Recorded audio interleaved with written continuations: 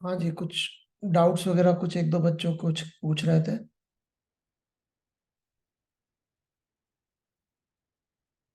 Video बंद कर सकते हैं हम अपना।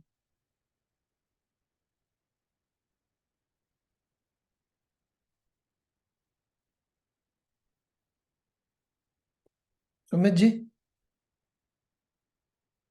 हेलो। हाँ जी। जी सर। कुछ पूछना है आपको, कुछ कहना है? जी। जी सर। आपने सर मैंने हेलो, आवाज़ आ रही सर आपको? हाँ जी, आ रही। सर मेरे को सर फिजिक्स के ज़्यादातर चैप्टर नहीं आते।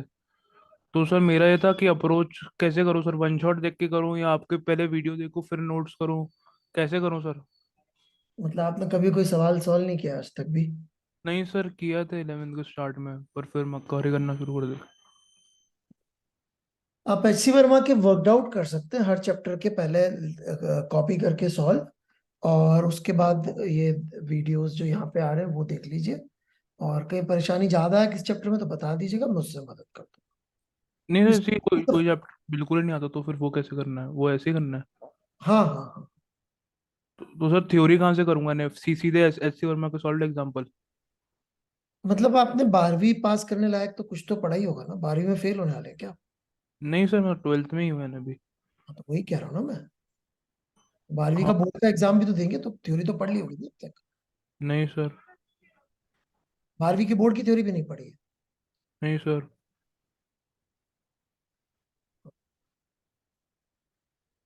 तो फिर वन शॉट से भी ज्यादा कुछ होगा नहीं, क्योंकि अल्टीमेटली तो पेन चलाने पे ही सब कुछ डिपेंड करता है। उसमें तो आप देखते रहेंगे, लिखेंगे कुछ नहीं। ठीक ठीक। तो टाइम की सर। है। देख लीजिए, वन शॉट ट्राई कर लीजिए, पर कम से कम 11वीं पढ़ रखिए तो 11वीं के सवाल तो आप मेरे से कर सकते हैं, है ना? जो भी ठीक है करें, सर। शर्मा का वर्कआउट एग्जाम्पल को पहले जरूर करिएगा। ठीक है सर। कम से कम कुछ तो आपका क्वेश्चन की प्रैक्टिस हो बिफोर यू स्टार्ट दिस, ठीक है? और फिर से सीधे नोट्स और असाइनमेंट उसके बाद? हाँ हाँ। ठीक है सर। विद माय वीडियोस, ठीक है। ठीक चलो। है सर। Anybody else? एक बंदा और था, पता नहीं क्या क्या कम वो लिख रहा है इसमें, ये मिस्टेक है वो मिस्टेक है, कौन था भाई? शुभम? एनीवन? No sir. एक बंदा उस पर लिखा था ना यार, जिसका मैंने रिप्लाई भी किया था। मैंने बोला था भाई आके पूछ ले, तेरे को क्या प्रॉब्लम है।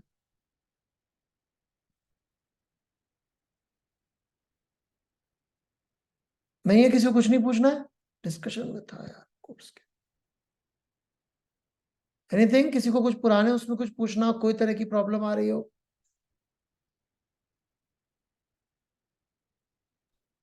सर एक चीज पूछनी थी तो सर ये जो क्लास पे एक अ, जो आप सिद्धांत। लिखते हैं वो। सिद्धांत कौशिक है क्या? हाँ जी, बोलिए। कौन बोल रहा है? आदित्य? Who is speaking? मैं शुभम बोल रहा हूँ सर। कौन? शुभम सर। हाँ बोलिए। सर वो जो क्लास में इलस्ट्रेशन जो करवाते हैं तो वो जो पेन से लिखते हैं वो भी अपलोड कर देते तो सही रहता थोड़ा। नहीं, आप साथ कभी साथ लिखा कुछ। करिए ना। ये सर वो तो लिखता हूँ लेकिन कभी कभी थोड़ा देखना पड़ता है उसमें तो। अच्छा, ठीक है, मैं कोशिश करूंगा अपलोड करूंगा। मेरी राइटिंग इतनी गंदी है, मुझे अपलोड करते शर्म आती है मेरी राइटिंग नहीं करने कोई को। बात नहीं है सर। मैनेज कर लूंगा। इसलिए मैं नहीं करता अपलोड। सेव तो रहते हो। ठीक है, I try to do that. ठीक है, क्लास नोट्स का करके करो। Anything else? Okay, no sir पीछे नहीं। असाइनमेंट आप लोगों ने कर लिए होंगे, ट्राई हो रहे असाइनमेंट आराम से? यस सर, हो रहे हैं। कुछ चेंज करने की जरूरत है? मैं कुछ समय में पेपर्स और फिर बिल्कुल जब एंड आएगा तो जो वो होते हैं चीट कोड्स नए वाले, वो अपलोड कर दूंगा। अभी इसलिए नहीं कर रहा हूँ क्योंकि अभी अपन सिक्वेंशली पहले खत्म करें। कोर्स का थोड़ा सा मैंने टाइमिंग इस तरह से चेंज करने की कोशिश करी कि 10 जनवरी के आसपास तक खत्म हो जाएगा, है ना? I am trying to change it little bit, ठीक है? तो फिर उसके आसपास में जो 1 जनवरी के आसपास चीट कोड्स और बाकी सब चीजें अपलोड कर दूंगा। और पेपर्स करीब 10-12 दिसंबर तक कोशिश करता हूँ अपलोड करने की, ठीक है? ओके, फुल पेपर जो हुए थे फिजिक्स के वही अपलोड कर दूंगा, तो आप दोबारा उनको ट्राई कर सकते हैं। कहीं और से मिल जाए तो वहां से कर सकते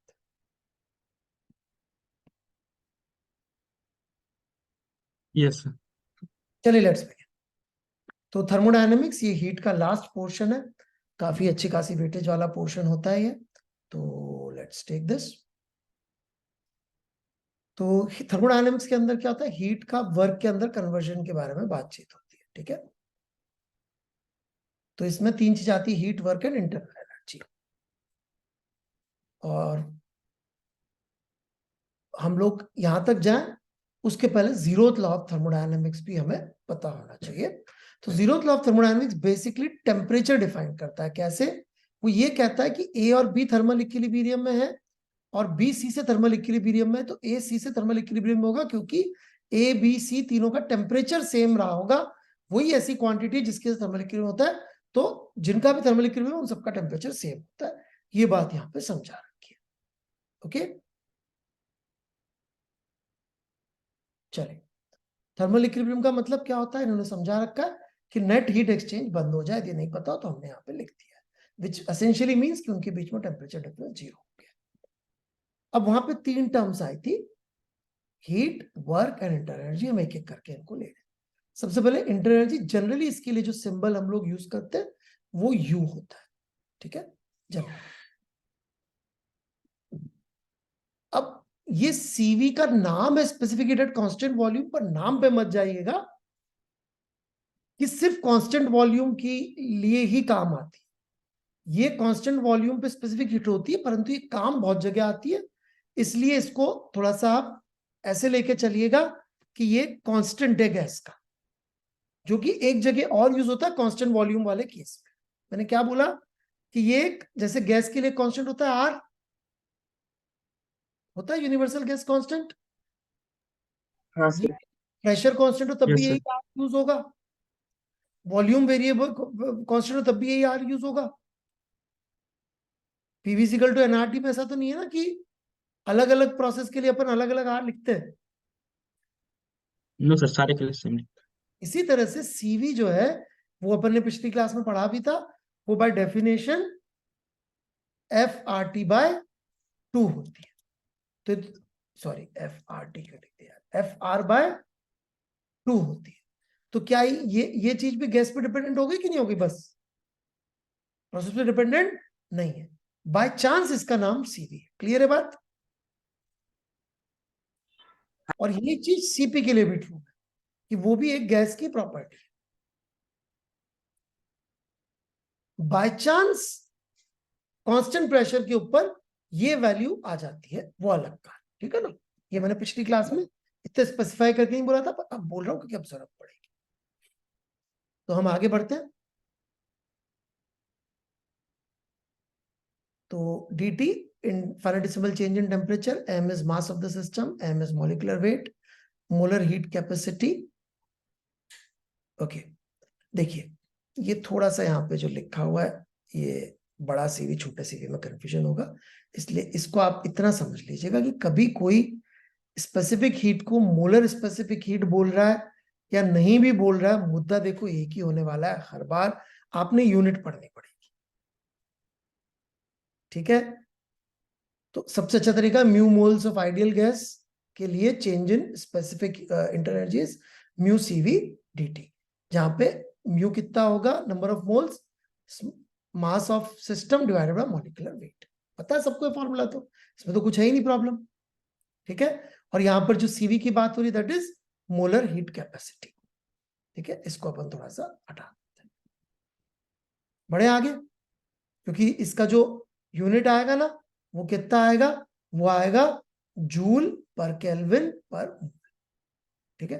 कभी कोई यूनिट दे दे जूल, ये रेयरली होता है, हम कभी कभी दे देते थे पहले जमाने में, जूल पर कैलोरी पर किलोग्राम, फिर ये किससे मल्टीप्लाई होगा, मास से। तो यूनिट पढ़नी है, ये बोला था मैंने, यूनिट पढ़नी है पहले भी, जब थर्मोडायनेमिक्स तो हीट पढ़ा रहा था मैं, उस लेक्चर में बोला होगा। तो यहाँ पे भी यही कह रहा हूं कि ये यूनिट ध्यान से पढ़नी है कि सी किस में दे रखा है, ताकि गलती से भी गलती ना हो। That's it. चलिए मैं आगे बढ़ता हूँ, कोई डाउट हो तो पूछ सकते, कंफ्यूजन तो नहीं हुआ कोई? No sir. नहीं सर। पक्का सीवी की यूनिट पढ़िएगा, मास से मल्टीप्लाई कर दीजिएगा, कोई प्रॉब्लम। अब देखिए सिंपल सी कहानी है, इंटर एनर्जी ऑफ सिस्टम बढ़ रहा है तो अपन उसको पॉजिटिव चेंज बोलेंगे डी पहचान में कैसे आएगा, फॉर्मूले से कह सकते हैं अपन, टेम्परेचर बढ़ रहा होगा। क्या हो रहा होगा यहाँ पे,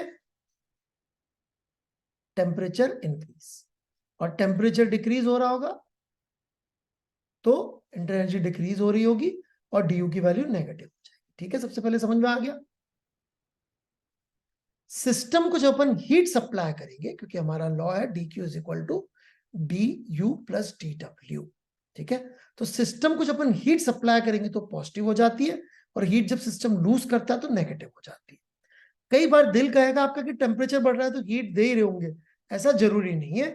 टेम्परेचर का रिलेशनशिप किससे है, इंटरनल एनर्जी से। Is that clear? Work by the system, जब वर्क डन सिस्टम ने किया तो पॉजिटिव, और ऑन किया तो नेगेटिव।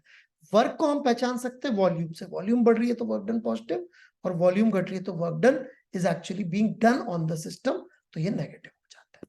ठीक है, ये वॉल्यूम टेम्परेचर प्रेशर से पहचान में नहीं आती, ये सवाल को पढ़ के समझ में आती है कि ये पॉजिटिव है कि नेगेटिव है, कि ये हीट दे रहे हैं कि सिस्टम लूज कर रहा है। तो ये चीज थोड़ा सा ध्यान रखिएगा। कई लोग कह सकते हैं कि सर डी क्यू को हम ऐसे लिख सकते हैं, ठीक है, एन सी डी टी। थोड़ा ध्यान दीजिएगा, ये सी लिखा है मैंने, यहां क्या लिखा था, सीवी। डिफरेंस समझ में आ रहा है? प्रोसेस पे डिपेंड करेगा। तो सी जो है वो प्रोसेस डिपेंडेंट होता है, ये बहुत सारे सी हो सकते हैं, ये बात अपन आगे जाके करेंगे। इस वजह से हम लोग सिंपली ये नहीं कह सकते कि टेम्परेचर बढ़ रहा है तो डी क्यू पॉजिटिव ही होगा, क्योंकि हो सकता है सी नेगेटिव। ठीक है, हालांकि बहुत डिफिकल्ट चीज है, इसके सवाल मिलते हैं, बट इसलिए हमने नहीं लिखा, कोई पूछना चाहे तो। इससे ज्यादा जरूरत मेंस के लिए नहीं पड़ेगी। थर्मोडायनेमिक प्रोसेस क्या होता है, pressure, volume, temperature, entropy of system change होता है विद टाइम के साथ, ऑलराइट, और process set to take place if change occurs in state of thermodynamic system. तो हम कहते हैं भाई बेसिकली पीवी डायग्राम के ऊपर हम कोई भी ग्राफ कर्व बना दे तो that is a thermodynamic process. P as some function of V is a thermodynamic process. Work done bye thermodynamic system कैसे निकालेंगे, देखिए तीन तरीके हैं। तरीका नंबर एक, फिजिकली, जैसे कि मान लीजिए पिस्टन है, गैस ने इस पे पीए फोर्स लगाया, राइट, और ये डीएक्स मूव किया, तो पीए फोर्स इंटू डीएक्स, इसको आप जोड़ दीजिए या बेसिकली इंटीग्रेट कर दीजिए, फिजिकली आप निकाल सकते हैं वर्क डन बाय गैस। ठीक है, इस तरफ जाएगा तो वर्क पॉजिटिव होगा, वॉल्यूम बढ़ेगा, इस तरफ आएगा तो वॉल्यूम घटेगा और वर्क नेगेटिव हो जाएगा। एफ डीएस होता है ना, एफ डॉट डीएस, दिख रहा है, फोर्स और डिस्प्लेसमेंट सेम डायरेक्शन की, गैस का प्रेशर तो बाहर ही लगेगा, उससे निकाल सकते हैं। दूसरा निकालने का तरीका ये होता है कि एरिया अंडर द कर्व, किसका, पी डीवी का, क्योंकि ए डीएक्स क्या बन गया, डीवी बन गया, तो एरिया अंडर पीवी ग्राफ से भी वर्क निकाल सकते हैं। इसमें एक ध्यान देने वाली बात है, यदि वॉल्यूम बढ़ रही है तो पॉजिटिव, मैंने ऊपर बताया था, और वॉल्यूम घट रही है तो फिर वर्क नेगेटिव। ऐसे तो आपको दिखने में एरिया पॉजिटिव ही लगेगा हमेशा, सही है कि नहीं बात, क्योंकि फर्स्ट क्वाड्रेंट में ही रहेंगे अपन, प्रेशर भी पॉजिटिव ही होता है, वॉल्यूम भी पॉजिटिव ही होता है, तो अपन तो हमेशा फर्स्ट क्वाड्रेंट में ही रहेंगे। लेकिन एरो इस तरफ तो पॉजिटिव वर्क है ना, और यदि मैंने कोई ऐसा एरो बना दिया, अब क्या होगा, वर्क नेगेटिव। दिखाई दिया सबको? ठीक है, बढ़ू, ये आगे समझा रखा है। ठीक है, मैंने वहां पहले थोड़ा आगे पीछे हो जाता है समझाते हुए, ये बात यह समझा भी रही है कि देखिए volume is decreasing, work is negative. ठीक है ना, शेडेड एरिया का नेगेटिव हो जाएगा। आगे बढ़ते हैं, एरिया अंडर द कर्व होता है, वॉल्यूम इंक्रीजिंग, यही सारी चीजें यहाँ पे समझा रखी है। कांस्टेंट वॉल्यूम के केस में साफ साफ दिख रहा है वर्क जीरो होगा, है ना।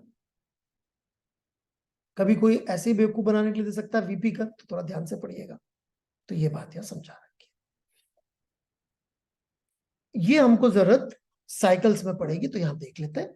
मान लीजिए किसी ने वर्क ऐसे किया, फिर वापस घूम के इधर आ गया, तो अब वर्क डन जो होगा, ऊपर के पॉजिटिव एरिया में से नीचे का नेगेटिव एरिया घटेगा, तो that would be area enclosed. ठीक है, इसमें आप देख सकते हैं पॉजिटिव एरिया बढ़ा है नेगेटिव एरिया से, पॉजिटिव एरिया बढ़ा है नेगेटिव एरिया से, तो टोटल वर्क डन पॉजिटिव हो जाएगा। जबकि यदि अपन एंटी क्लॉकवाइज जा रहे हैं तो आप देख सकते हैं नेगेटिव एरिया, नेगेटिव वाला, क्योंकि इधर वॉल्यूम घट रही है, वो इस पॉजिटिव एरिया से बड़ा है, तो ऐसा हो जाएगा। मतलब एंटी क्लॉकवाइज साइकिल में आप याद रख सकते हैं वर्क डन नेगेटिव आएगा, क्लॉकवाइज साइकिल में वर्क डन पॉजिटिव आएगा। साइक्लिक प्रोसेस किसे कहते हैं? जब घूम फिर के वापस वही पहुंच जाए। कोई डाउट है तो पूछ सकते हैं। ये चीज यहां पे दोबारा से समझा रखी। फर्स्ट लॉ थर्मोडायनामिक्स में पहले ही बता चुका हूं क्या होता है, तो इसमें कुछ भी नहीं है। अब एक एक प्रोसेस देख लेते हैं अपन। आइसोकोरिक प्रोसेस, आइसोकोरिक प्रोसेस के अंदर इक्वेशन ऑफ स्टेट क्या होती है? V कांस्टेंट है तो P/T इज अ कांस्टेंट, ये यहाँ पे लिखा हुआ है। वर्क डन 0 होता है, फर्स्ट लॉ थर्मोडायनामिक्स बेसिकली ये बन जाता है। और आपकी जो इक्वेशन है Q की, the whole heat supplied utilise for change in energy of the system, क्योंकि डेल्टा W 0 हो गया तो आपका डेल्टा Q क्या हो जाएगा? Delta U। यही यहाँ पे लैंग्वेज में लिखा हुआ है कि भाई डेल्टा W 0 हो गया तो फर्स्ट लॉ थर्मोडायनामिक्स जो कि ये था चेंजेस टू दिस। तो सारा का सारा हीट इंटर-एनर्जी बढ़ाने में चला जाता है। पीवी डायग्राम इसका ऐसा बनेगा, ठीक है। और पीवी कर्व की स्लोप देखेंगे तो इनफाइनाइट आ जाएगी क्योंकि वर्टिकल लाइन। कोई डाउट यहां तक? नहीं तो you can try this question.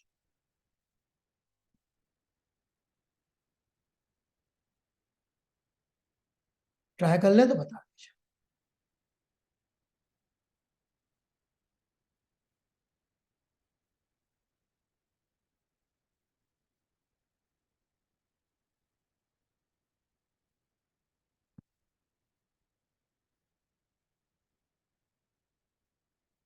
Okay, let's proceed. देखिए, सिलेंडर विद फिक्स्ड कैपेसिटी, कोई अलग से कह नहीं रहा कि ये सीवी वाला है, खुद ही समझना पड़ेगा। फिक्स्ड कैपेसिटी का सिलेंडर है, इसमें गैस बंद है, तो वॉल्यूम क्या हो गई? कांस्टेंट हो गई। The amount of heat needed to raise the temperature of the gas by 20 degree Celsius कितना होगा? फॉर्मूला लगा दीजिए। Q is equal to, gas बताई रखिए हीलियम, हीलियम के लिए हमें पता है डिग्री ऑफ फ्रीडम 3 हो जाएगी, मोनोटॉमिक गैस है, तो डेल्टा U और डेल्टा Q बराबर हो गया, तो डेल्टा U कितना हो गया? F/2 NR delta T 20। Clear है बिल्कुल? चलिए, यस सेम टाइप का क्वेश्चन है, आगे बढ़ूं क्या? यहाँ पे क्लियरली बोल दिया व्हेन नो वर्क डन, मतलब आइसोकोरिक की है। आप ट्राई कर लीजिएगा इसको बाद में, ठीक है। मैं सारे क्वेश्चंस नहीं लिया करूंगा क्योंकि बहुत ज्यादा इजी होंगे तो छोड़ सकते हैं। अब आइसोबारिक प्रोसेस, आइसोबारिक प्रोसेस कौन सा होता है? जिसमें pressure is constant. Pressure constant होगा तो P इंटीग्रल से बाहर आ गया तो वर्क का फॉर्मूला ये बन गया।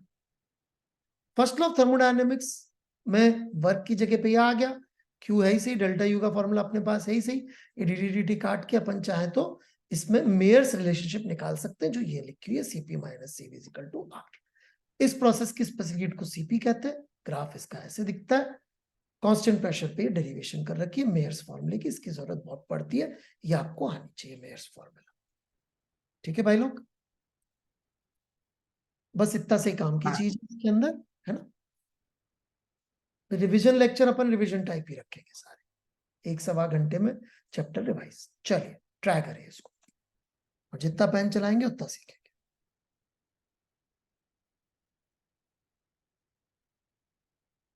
ये सारे सवाल सॉल्व करने हैं दोबारा असाइनमेंट के, मतलब ये लेक्चर के भी, ऐसा नहीं सिर्फ असाइनमेंट के करने।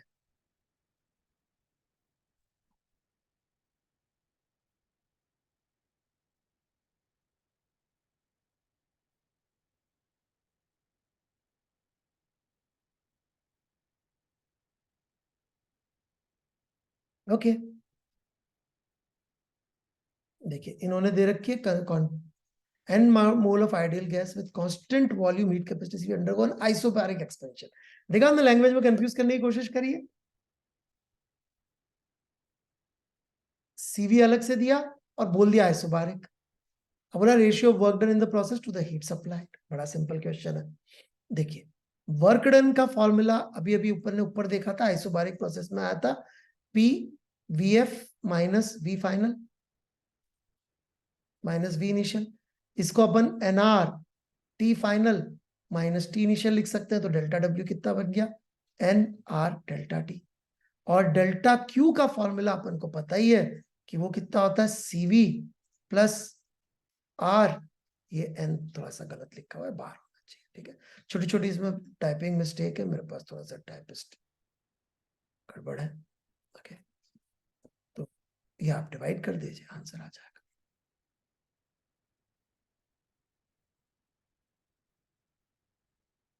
ये एन है अंदर,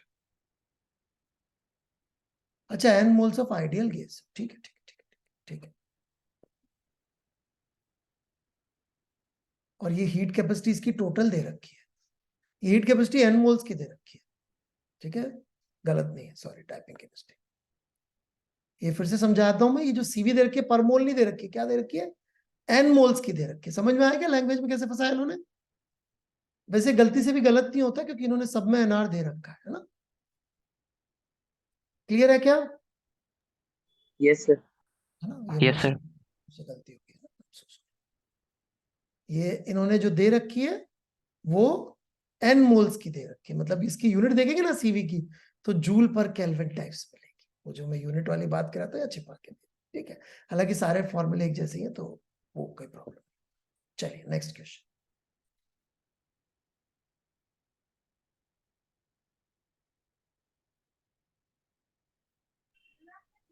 हो गया सर। हो गया अभी? हाँ sir.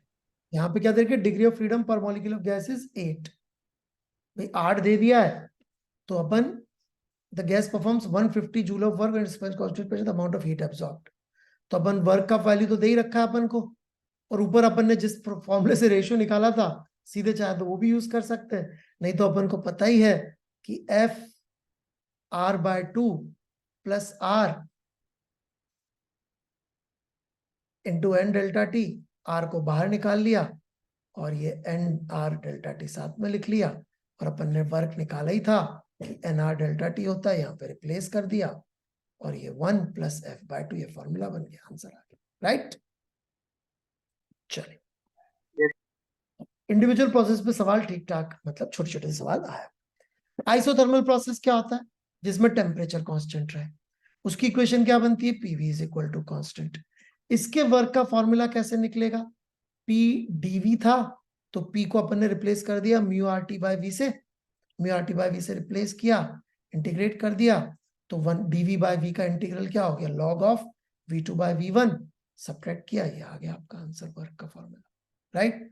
What is the form of first law, क्या हो जाएगी यहाँ पे, डेल्टा यू 0 हो जाएगा, क्योंकि टेम्परेचर में चेंज हो नहीं रहा है, तो जो क्यू का फॉर्मूला है वो वही हो जाएगा जो वर्क का फॉर्मूला है, क्योंकि यदि यू 0 हो गया तो delta Q becomes equal to delta W, because delta U is 0, ठीक है। पीवी डायग्राम बनाएंगे, इसको आइसोथर्म बोलते हैं, इसको डिफरेंशिएट कर दीजिए और पी डीवी बाय डीवी निकाल लीजिए, तो स्लोप आ जाएगी माइनस पी बाय वी। इस स्लोप पे सवाल ठीक ठाक आते हैं, तो यहाँ पर को आना चाहिए। बढ़े आगे, पीवी इजिकल टू कांस्टेंट को डिफरेंशिएट करके निकाल। चलिए, एक और चीज याद रखिएगा, टेम्परेचर ज्यादा होगा तो आइसोथर्म उतना आगे बढ़ेगा, क्यों, क्योंकि यहाँ पे पीवी की वैल्यू यहाँ से ज्यादा होगी, राइट। इसी तरह से एक प्रोसेस और है एडियाबेटिक, लोग कई बार दोनों में कंफ्यूज जाते हैं। एडियाबेटिक प्रोसेस के अंदर डेल्टा क्यू 0 होता है, और जनरली ये प्रोसेस जो होते हैं ना सडन एंड क्विक होते हैं, या तो वेसल को एडियाबेटिक दे देते हैं कि वेसल से हीट ही ट्रांसफर नहीं हो सकती, और यदि हो रहा है तो फिर जनरली क्विक होते हैं ताकि हीट ट्रांसफर होने का टाइम ना मिले, ठीक है। तो इन प्रोसेस के लिए वर्क का फॉर्मूला आप निकालेंगे, तो इसमें बेसिकली क्या होता है, PV raise to power gamma is equal to constant, इसकी इक्वेशन होती है, तो इसके वर्क का फॉर्मूला ये हो जाता है, ठीक है, विच इज बेसिकली, ये आप देखेंगे तो ये 1 बाय नहीं है यार, ये बीच का फॉर्मूला गायब हो गया, ये म्यू आर डेल्टा टी है ना ये, ठीक है, ये बन जाएगा। अच्छा, यहाँ पे डी क्यू 0 है, तो फर्स्ट लॉ का फॉर्म ये आ जाएगा, ठीक है। और इसमें क्या होगा, इसमें बता रखा है कि वर्क यदि पॉजिटिव है तो डेल्टा यू नेगेटिव होगा, मतलब गैस वर्क करेगी तो कूल डाउन हो जाएगी, और कंप्रेस करेंगे एडियाबेटिकली, मतलब वर्क नेगेटिव होगा तो ड्यू पॉजिटिव हो जाएगा। ये अपन देखते हुए अपन कंप्रेस करते हैं तो गर्म हो जाता है, और वो जो आपका सेंट वगैरह होता है उसको छोड़ते हैं तो वो ठंडा हो जाता है, जो आपका वेसल होता है वो ये चीज को यहाँ पे समझा दूंगा। ठीक है, स्लोप निकालना, डिफरेंशिएट कर दीजिए तो डिफरेंशिएट करके स्लोप आ जाती है। This is very very important formula, ये अपन को आना चाहिए, minus gamma P by V. Gamma is adiabatic exponent. Gamma आपको याद होगा पिछली क्लास में बताया था सीपी बाय सीवी होता है। ठीक है, तो ये स्लोप भी आप देख सकते हैं। एक और इंटरेस्टिंग चीज ये होती है कि एडियाबेटिक की स्लोप आइसोथर्म से ज्यादा होगी। क्यों? क्योंकि आइसोथर्म की स्लोप आई थी माइनस पी बाय वी, और जबकि एडियाबेटिक की स्लोप आई है minus gamma P by V, जहां पे गामा अपन सबको पता है कि इट इज ग्रेटर देन 1, क्योंकि सीपीसीवी से बड़ा होता है, राइट? तो ये पता होना चाहिए अपन को।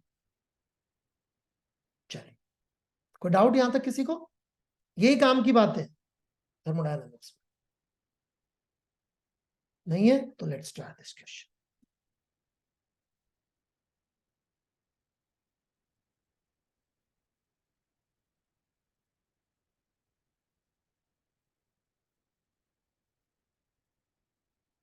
ट्राई कर लिया होगा आप लोगों ने थोड़ा सा।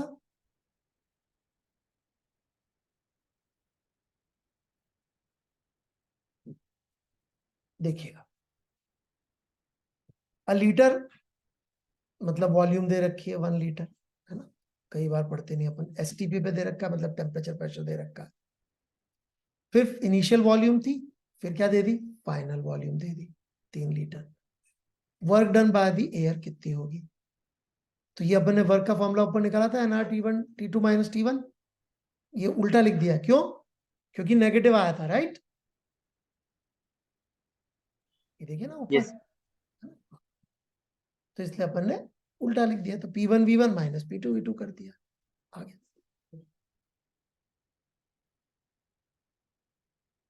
अब ये P2 V2 कैसे निकाला? आइसोथर्म से निकाल लिया अपन ने। कैसे? देखिए भाई, P2 would be equal to volume 2 which is 3 की power gamma, gamma is 1.4 is equal to P1, P1 हो गया आपका एसटीपी पे, ये लीटर में 100 ले रहे हैं शायद, हाँ 100 ही ले रहे हैं ना? तो 100 into V initial which is 1/1.5, तो ये P2 की वैल्यू आ गई, राइट? सॉल्व कर दी। क्लियर है? Yes next question.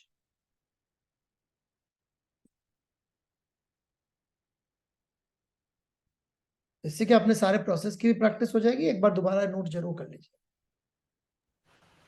हो गया सर।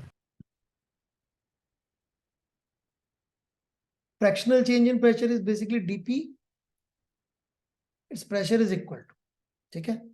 तो DP by P is fractional change. ये बल्क मॉडुलस वाली चीज होती है। डीपी बल्क मॉडुलस पता है किसी को? याद है? माइनस डीपी हाँ बाय डीवी बाय हाँ सर। फ्रैक्शनल चेंज किसी भी चीज का दुनिया में डिफाइन करना हो तो वो ऐसे ही डिफाइन होता है। बोला किसी भी चीज का फ्रैक्शनल चेंज दुनिया में, तो dx बाय एक्स, तो अपन ने डिफरेंशिएट किया, पी को इधर ले आए और ये आपका बन गया dp बाय पी। तो कितना आ गया? Minus gamma dv by we.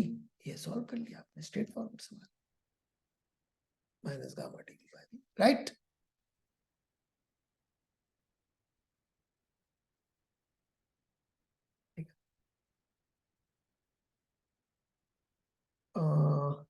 We are skipping this. Actually second law of thermodynamics का क्वेश्चन इधर आ गया, तो आई एम स्किपिंग दिस, ठीक है ना?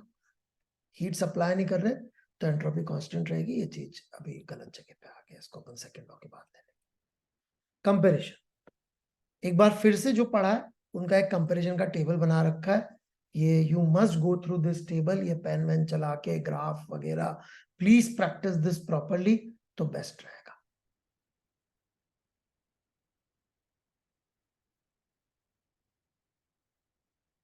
ठीक है, चलिए, तो please go through this once. In fact आपके पास नोट्स हो तो या इसका स्क्रीनशॉट लेके भी रख लीजिए, इसको पेन चला के कॉपी कर लीजिए। सब सवालों में भी यूज हो रहा होगा क्योंकि हम मिक्स प्रोसेसेस की बात करेंगे। ठीक है, जो ऊपर पर पढ़ाया उसको समराइज कर दिया। ठीक है बच्चों, सारे फॉर्मूले, सारे रूल, सारे ग्राफ्स एक साथ, वेरी वेरी इंपॉर्टेंट। चलिए लेट्स बिगिन।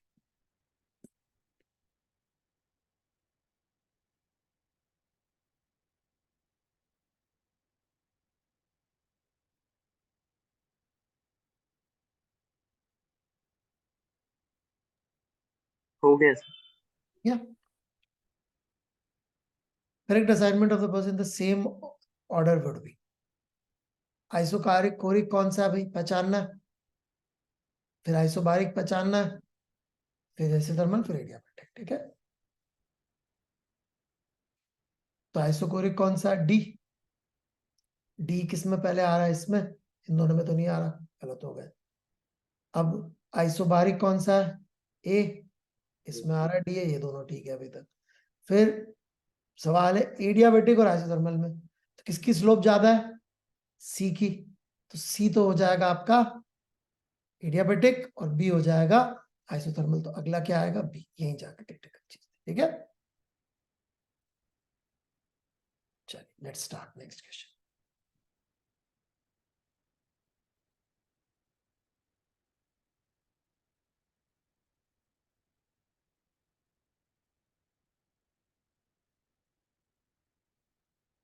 अरे क्लास की टाइमिंग का पंगा ये यार कि वो 6 और 6:30 जो है ना, वो एक्चुअली उस सिस्टम में कभी कभी उसमें वो ऑटो क्लिक में ना 6 अवेलेबल है, 6:30 क्लिक नहीं है, तो वो इस वजह से थोड़ा बहुत इधर हो जाता है। लेकिन मैं टेलीग्राम पे चैनल लिख देता हूँ, मेल भी आ जाती है आपके पास, बाकी रिकॉर्ड हो ही जाती है क्लासेस। तो मैं आगे से कोशिश करूंगा एक फिक्स टाइम ही रख दूंगा 6 बजे का, तो वो कोई प्रॉब्लम नहीं होगा, है ना। 6 या 6:30 में से कोई एक रही करेगी तो वो बता दूंगा मैं, या तो एक दिन पहले बता दूंगा, ऐसा कोई प्रॉब्लम नहीं। तो एक बच्चे ने लिखा था इसलिए बता, ना फिक्स नहीं हो पाएगा 6 6:30 मेरे शेड्यूल के, ऐसे दोनों में से कोई एक टाइम पे ना। Starting at a temperature 300 Kelvin, one more disk first compressed reliability from this to this.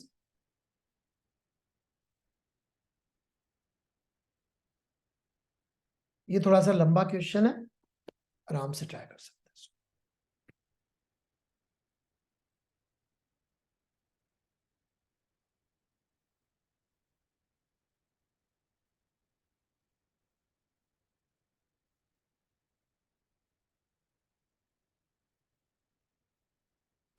Sir जो सीपीसीबी की वैल्यूज से हमेशा दी होंगी कि हमें याद रखना सेफर साइड में होगा, कि हमें थोड़ा कंफ्यूजन रहता है। ओके, क्यों कंफ्यूजन है, एक बार आराम से चलते हैं। मोनो एटॉमिक का आपने या तो पिछली क्लास ध्यान से नहीं करी है, का डिग्री ऑफ फ्रीडम 3 है, राइट, और सीवी का फॉर्मूला है FR/2, तो नहीं मालूम पड़ गया, और सीपी है CV+R। अब गैस के नाम से नहीं पता कर पाएंगे क्या, डायटोमिक बोला आइडियल, तो इसका सीवी इसका डिग्री ऑफ फ्रीडम कितना हो गया, आइडियल है तो 5। किसने पूछा था बेटा, समझ में आ गया जिसने पूछा समझ था, गया। कृष्ण हाँ राव। सर। ठीक है, पिछली क्लास आपने करी नहीं शायद, की वहां सिखाई थी ये चीज, उसकी कंटिन्यूटी में है। चलिए लेट्स ट्राई दिस क्वेश्चन। थोड़ा सा क्वेश्चन लंबा दिया था इन्होंने, ठीक है। एनटी ने आंसर दिया था, हमने दिया था, ये जो आ रहा है हमने तो वही दिया एग्जैक्ट वैल्यू रख के, तो जो है देख लेते हैं ना। तो ये लैम्डा लिख दिया, गामा है, ठीक है ना, इतना तो समझ लिया। यार एक बच्चे ने मुझे ऐसा मैसेज लिखा कि बहुत सारी मिस्टेक्स, यार अभी छोटी मोटी ऐसी लैम्डा गामा की मिस्टेक तो यार ये तो कंटेक्चुअली लगा सकते हैं भाई, मैंने जो पाई है बहुत छोटी पाई। First compress adiabatically from V1 to V2, ये ऐसे कंप्रेस किया इसको। अब जैसे ये एरो गड़बड़ लगा हुआ है, यहाँ लगा होना चाहिए, इसका तो मैं क्या कर सकता हूँ, ठीक है। ये V1 से V2 कंप्रेस किया इसको, फिर then it is allowed to expand isobarically to volume 2V2, ठीक है, ऐसा कुछ किया है, ठीक है भाई। V1 टू ये गया V1/16 तक, और फिर ये गया 2V2, मतलब यहां तक दिखाई दिया, ग्राफ समझ में आया, ठीक है। इसकी कोई जरूरत नहीं पड़ेगी, इसे बता रहे। अब फाइनल टेम्परेचर पूछा है, तो देखिए PV raise to power gamma को एक फॉर्म में और कन्वर्ट कर सकते हैं, जरूरत पड़े तो P को हम लोग लिख सकते हैं nRT/V, लिख सकते हैं, तो यहां पुट कर दीजिए, तो क्या बन जाएगा, ये बन जाएगा नहीं बन जाएगा कांस्टेंट। तो ये फॉर्मूला यहां पे यूज कर रहे हैं ताकि टेम्परेचर वॉल्यूम में डायरेक्ट रिलेशनशिप निकाल सके। तो ये यूज किया तो टेम्परेचर आ गया बी पॉइंट पे, बी पॉइंट पे टेम्परेचर मालूम पड़ गया। अगला प्रोसेस कौन सा, आइसोबारिक, तो उसमें तो हमको पता ही है V/T इज कांस्टेंट, उससे सॉल्व कर दिया, टेम्परेचर आ गया सीधा। क्लियर है? हाँ सर। ठीक है, चलिए और भी कभी अलग अलग तरह के प्रोसेस आ जाते हैं, उसका एग्जाम्पल देने के लिए मैंने सीधे सवाल ले लिया। आप एक बार पेन चला लीजिए, फिर मैं आपको बताता हूँ इस तरह के प्रोसेस को इसको हैंडल कैसे करते हैं।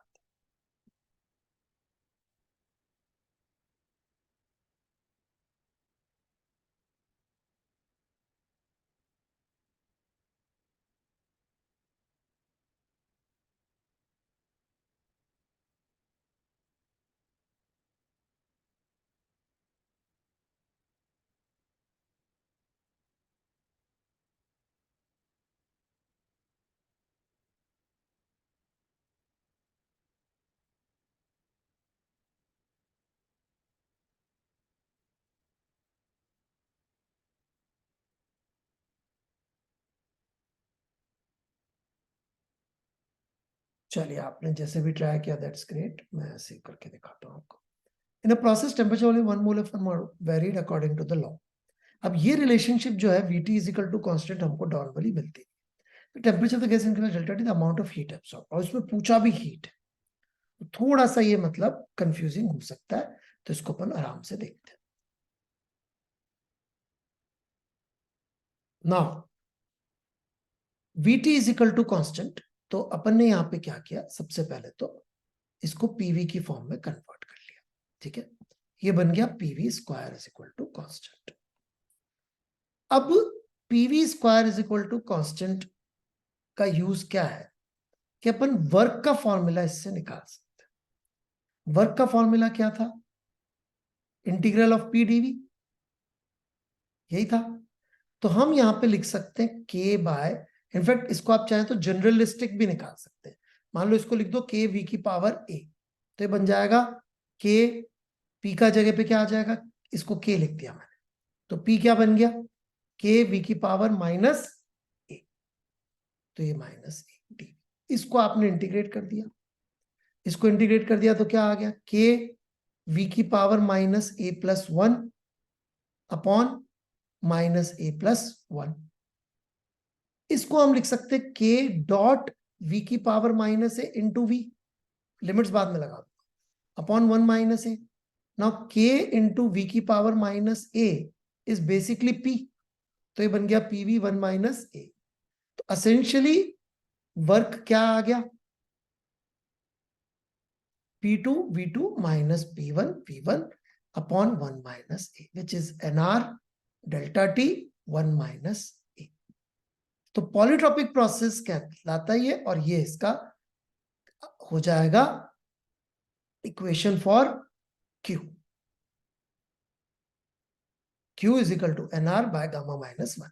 ये R बाय गामा -1 कुछ नहीं, CV है ये, ठीक है, नहीं तो आप इसको ऐसे लिख लीजिए, क्या बन जाएगा, NCV delta T plus NR delta T बटा 1 minus A। This information is good enough to solve this process.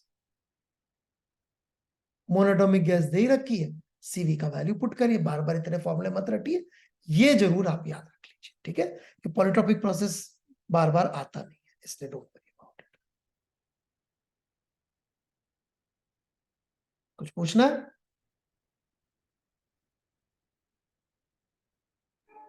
नहीं सर।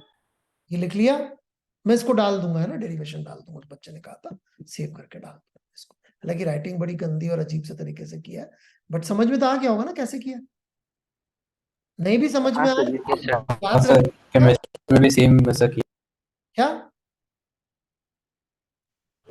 केमिस्ट्री में भी बहुत बार ऐसे किया, तो कुछ हाँ, नया बहुत नहीं। ऐसा प्रोसेस कभी दे रखा है अपन को इज इक्वल टू कांस्टेंट वाला, PV की पावर A तो इसको उठा के अपन सीधे सीधे याद रह जाए फॉर्मूला, जो फॉर्मूला याद रखना चाहे वो याद रख सकते हैं कि भैया ये फॉर्मूला बनेगा और वर्क का फॉर्मूला ये बनेगा। जैसे ये दे रखा हो आप ये दोनों लिख सकते हैं, ठीक है ना। चलिए आगे बढ़ते हैं। यहाँ पे थोड़ा अलग तरीके से कुछ पूछ लिया इन्होंने, ठीक है। फसलों थर्मोडायनेमिक्स ज्यादा आता भी नहीं है वैसे, बहुत कम आता है।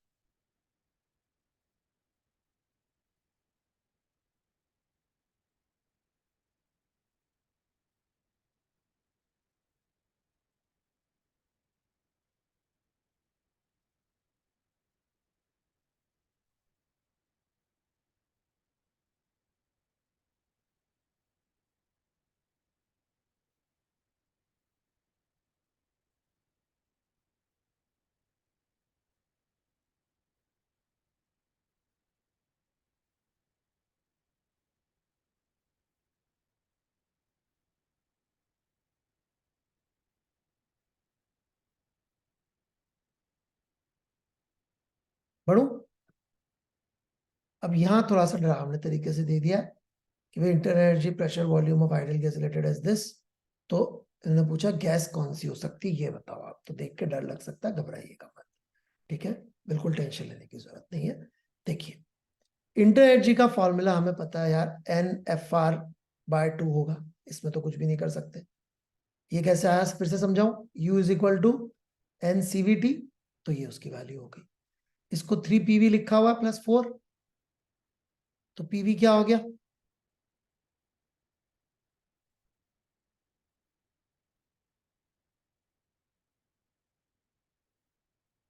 यार ये कुछ आधा है, ये something is missing in this. यार ये प्लस कुछ तो है यहाँ पे, RT है। Let me check and I just post this question separately with the solution, ठीक है। कुछ तो सवाल आधा रह गया है। हाँ सर, डायमेंशंस भी नहीं। हाँ डायमेंशन ही नहीं मैच हो रही है, यहाँ पे कुछ तो लिखा हुआ है जो इट्स समथिंग मिसिंग, ठीक है। I'll check this and just get back to you guys. कुछ मिस्टेक चला गया,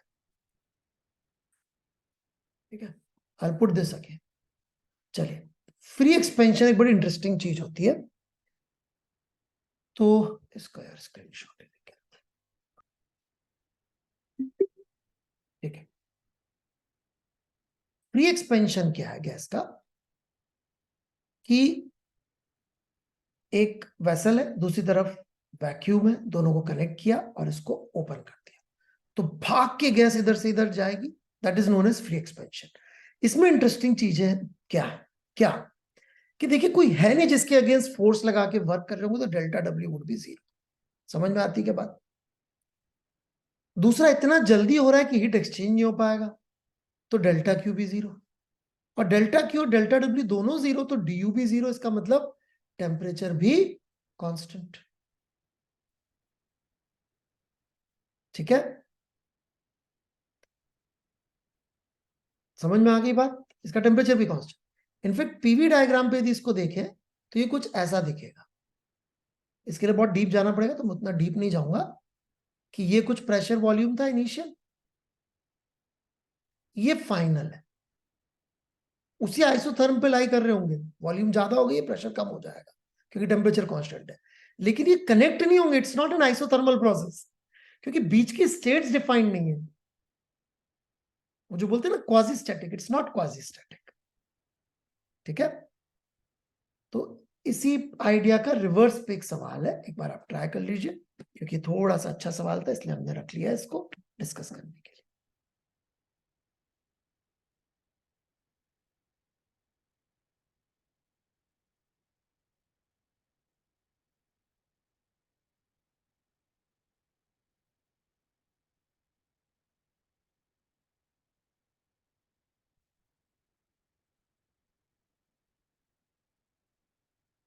ये मैं समझा देता हूँ, थोड़ा डिफिकल्ट सवाल,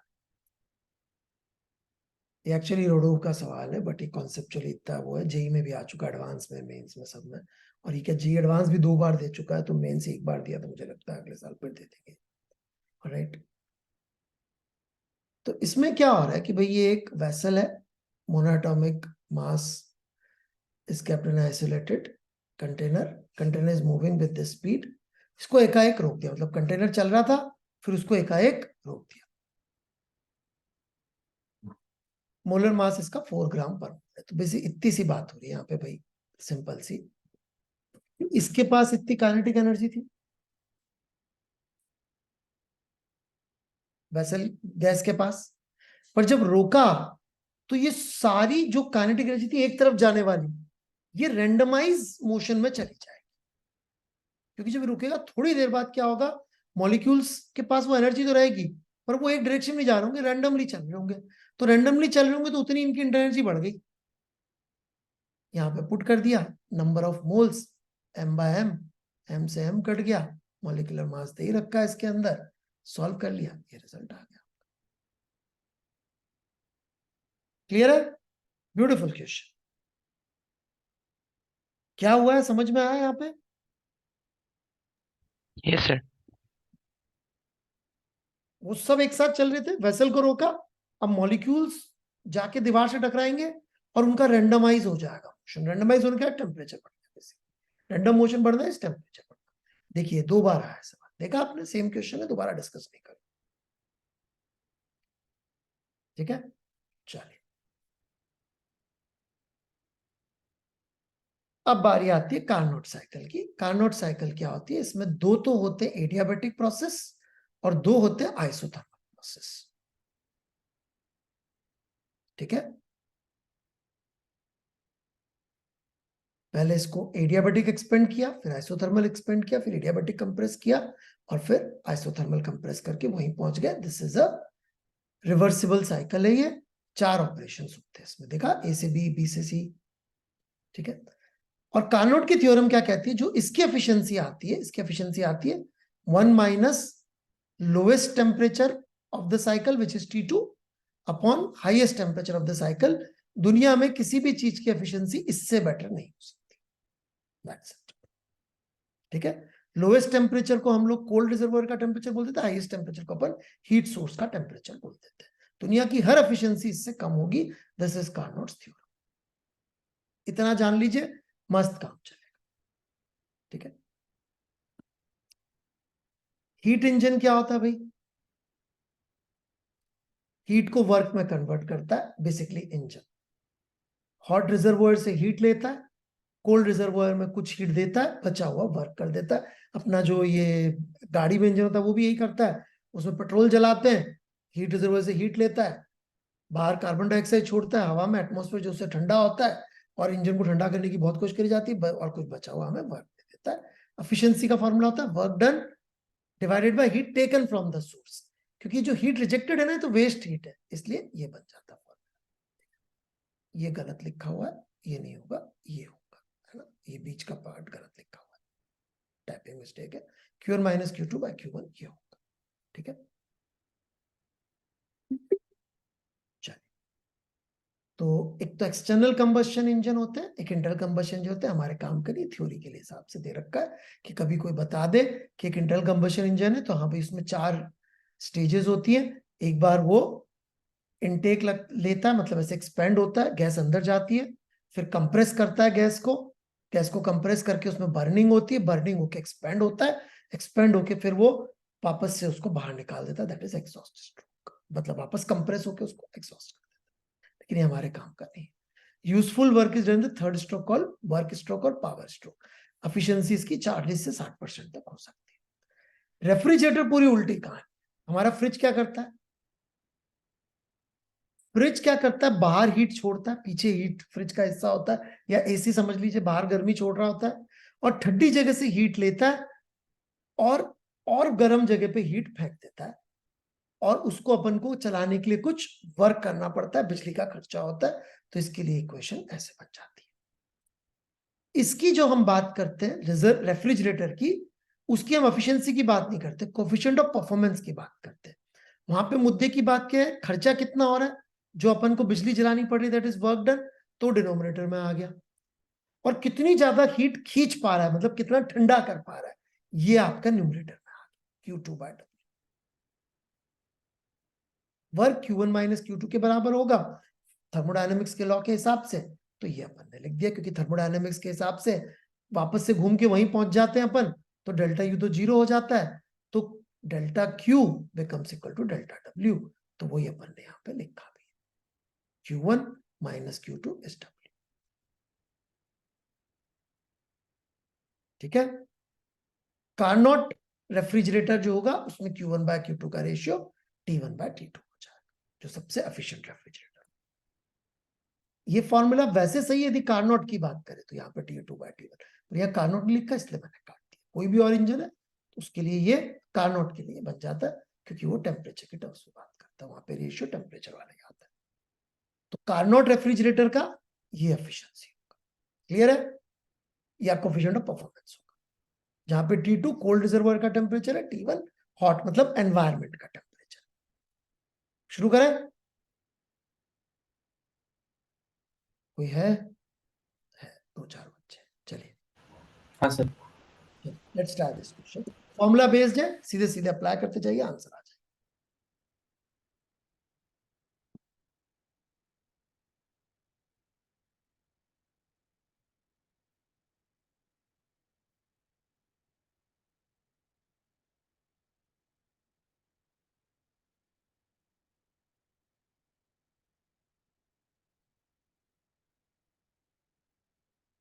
शुरू करें? हाँ सर हो गया। डायरेक्ट फॉर्मूला एप्लीकेशन है। Carnot engines A and B are operated in series. First one receives heat at this, rejects at reservoir temperature T2. Second T2 से लेता है heat rejected by the first engine and in turn reject the heat reservoir T2, calculate the temperature T2 if the work output of the two engines are equal. देखिए भाई, एक तरीका तो क्या है कि 400 से 600 के बीच में ही हो सकता है बीच वाले का टेम्परेचर, हाँ कि ना? क्योंकि फाइनल T3 पे रिजेक्ट हो रहा है और इनिशियल T1 पे रिलीज कर रहा है। हेलो, हेंस यस एक सर। आज तक हाँ सर। कहानी खत्म, करना ही नहीं समझ में आया? क्योंकि ऑप्शन उन्होंने ऐसे डिजाइन किया। लंबा सॉल्यूशन चाहिए तो ये दे रखा है 1 minus T2 bye T1। T2 हमें मालूम नहीं, T1 पता है, W बाय Q। सेकंड के लिए फिर से लिखा eta is equal to 1 minus T1 by T2, क्योंकि अब वो T2 हो गया हीट का, तो ये हो गया T2 नीचे 400 ऊपर, ये W बाय दिस। राइट, इनको सॉल्व किया अपन ने W को सेम करके और इसको डिवाइड करके, तो ये 500 आ जाएगा। ठीक है ना? लेकिन ज्यादा अच्छा सोल्यूशन मुझे तो फर्स्ट लगता है। आई होप आपको समझ में आया होगा। नेक्स्ट,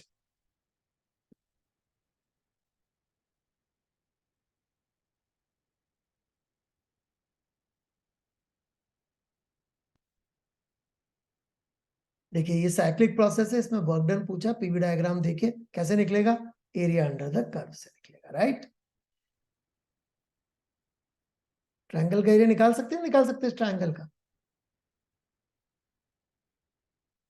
ये 5 हो गया, सॉरी 4 हो गया, और ये हाइट कितनी हो गई, 5 हो गई, तो हाफ 4 इंटू 5, खत्म। Next question.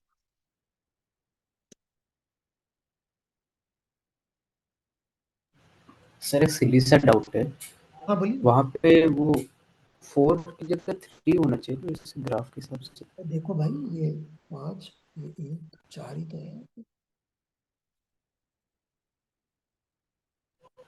ये 1, 6, ठीक है। चलो अगला।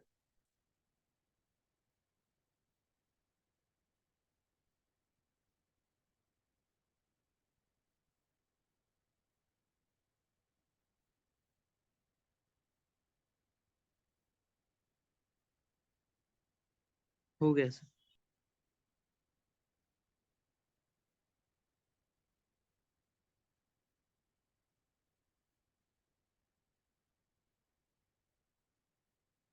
Okay, Carnot engine operates to reserve between two reserves 900 और 300। Engine performs 12 joule of work per cycle. The heat energy delivered by the engine to the loop. ठीक है भाई, तो Q1 बाय Q2 का रेशियो T1 बाय T2 की terms में होगा, और इसकी वैल्यू होगी Q1 इज इक्वल टू ये Q प्लस W। सिंपल सी बात है, 900 बटा 300, एफिशिएंसी का फॉर्मूला लगा दो, इनडायरेक्टली डायरेक्टली जैसे भी लगाना है 600 जूल आपका आंसर आ जाए। आया क्या समझ में? हाँ सर। क्या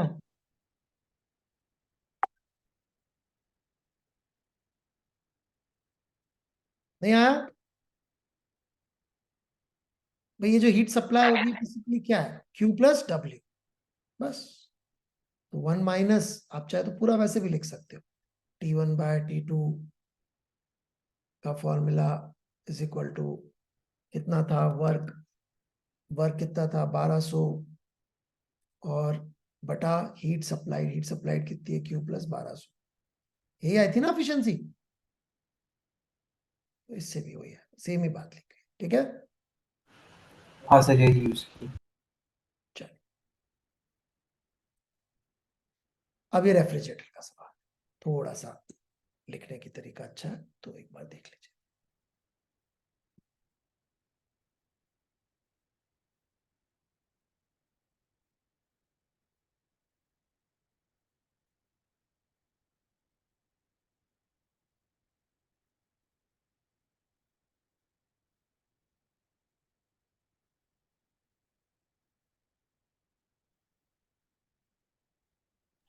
हो गया सर।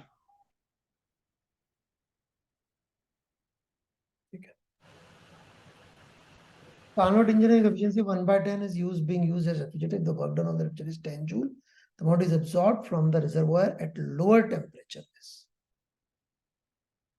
कैसे करेंगे सॉल्व? इसकी एफिशिएंसी 1/10 थी, अब इसको रेफ्रिजरेटर बना दिया,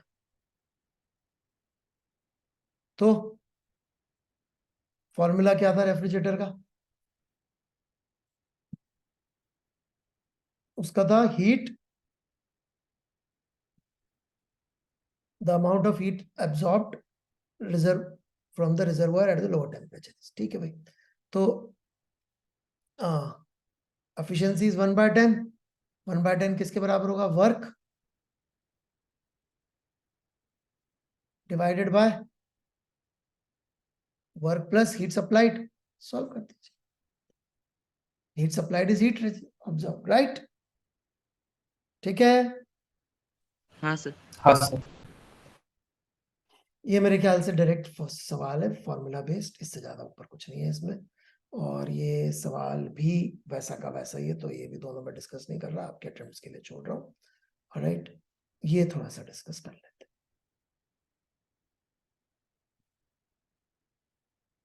ये इसी टाइप के सवाल आते हैं एग्जैक्टली।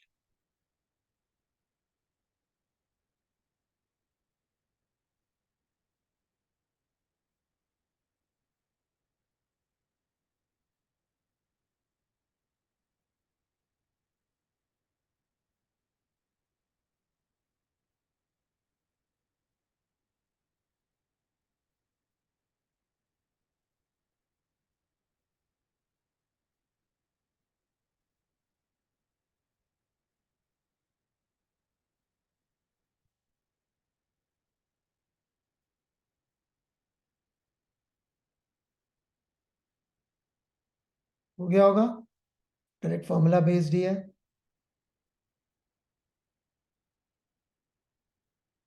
रिजर्वायर से इतनी हीट ले रहा है 727 पे, फिर से वही फॉर्मूला एफिशिएंसी का, 1 माइनस केल्विन में लिखना है बस इसको, 400/1000 is equal to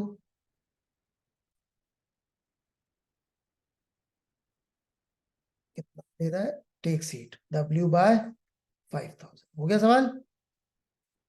That's it. हाँ सर। ये देखिए कितनी बार इस तरह का सवाल आया हुआ है, ये मैंने सारे के सारे यही दे दिए क्योंकि मुझे लगा नहीं असाइनमेंट के लिए जरूरत है।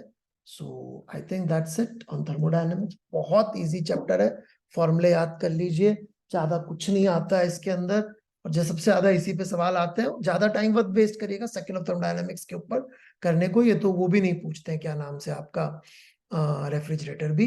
इसमें डिग्री ऑफ फ्रीडम पूछा है, करना है तो कर लीजिए, नहीं तो आई डोंट नो जरूरत है क्या इसकी। नहीं, हीट ही पूछी इसमें तो, ठीक है। गैस के बारे में कमेंट करना है तो बता रहा। डन। ये कुछ ऊपर वाले हाँ की मिस्टेक की तरह होगी, उसको मैं सही कर दूं। चलिए then we are done with this chapter.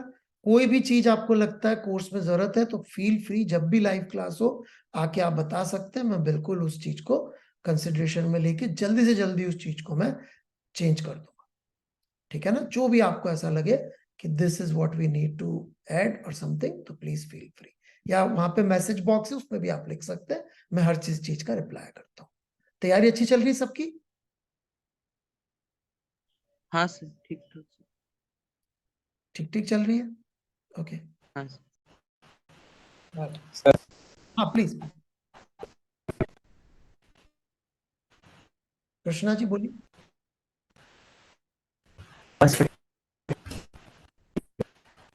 आप उस पर लिख दो। सर मैंने जो अभी दो आप वहां लिख दीजिएगा, वहां से प्रॉब्लम। चलिए, will stopping the class, thank you.